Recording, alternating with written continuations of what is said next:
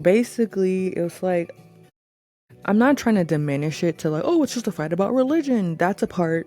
It's a fight just about land. That's a part. There's a lot of parts.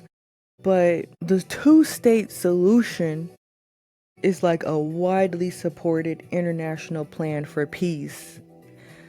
Neither side has been able to swallow that pill because, for one, for a Palestinian state to work, the land needs to be connected.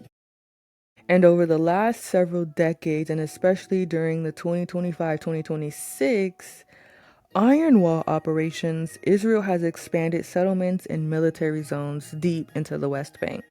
So as a result, the land looks like Swiss cheese. A Palestinian state would currently be a collection of isolated islands surrounded by Israeli control roads and fences. Splitting it would require Israel to remove hundreds of thousands of its own citizens, which is a massive political hurdle. Understandably. And so then we have that both sides claim Jerusalem as their capital. So there's the whole Jerusalem dilemma.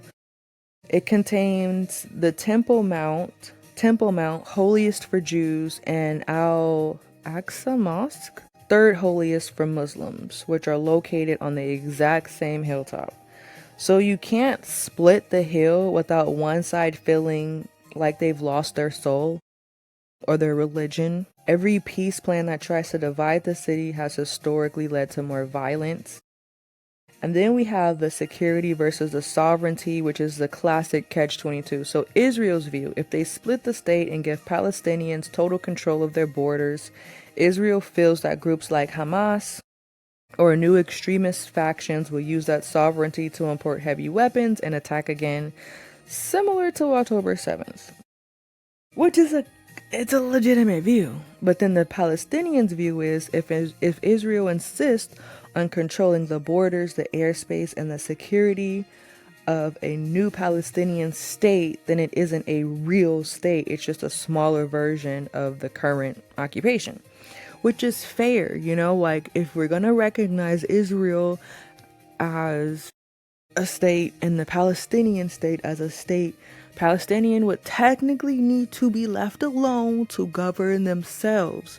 But it's like, now Palestine, if we give you your own state, you have to promise not to retaliate against Israel or try to conquer it.